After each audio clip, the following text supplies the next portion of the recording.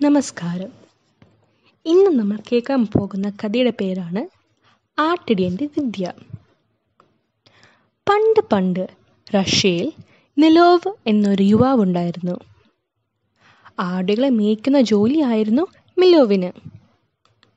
മിലോവിൻ്റെ സമപ്രായക്കാരെല്ലാം സൈന്യത്തിൽ ചേരാൻ പോയിട്ടും മിലോവ് ആടുകൾക്കൊപ്പം കഴിഞ്ഞു. മിലോവിനെ മറ്റുള്ളവർ എപ്പോഴും കളിയാക്കും.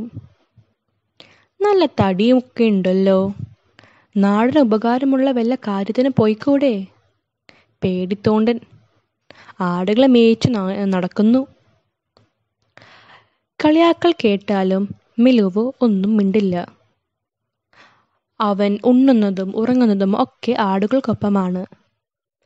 ചിലപ്പോൾ മിലോവ് ആടുകളോട് സംസാരിക്കുക പോലും ചെയ്യും. മിലോവ് ഒന്ന് തലയാട്ടിയാൽ പോലും അതിൻ്റെ അർത്ഥം എന്താണെന്ന് ആടുകൾക്ക് മനസ്സിലാകും.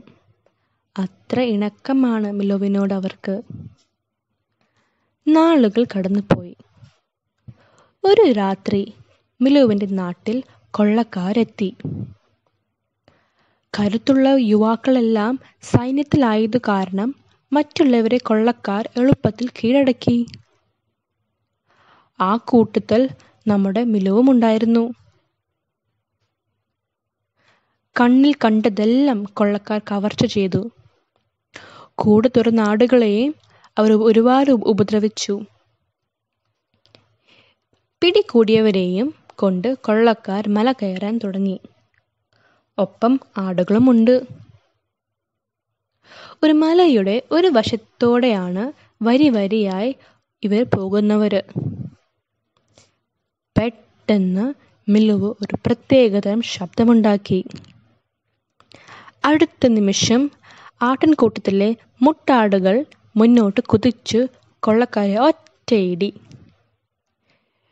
വിചാരിച്ചിരിക്കാതെ ഇടികൊണ്ട കൊള്ളക്കാർ മലയിൽ നിന്ന് താഴേക്ക് വീണു. ബാക്കിയുള്ളവരെ മിലോവും സംഘവും എളുപ്പത്തിൽ കീഴടക്കി.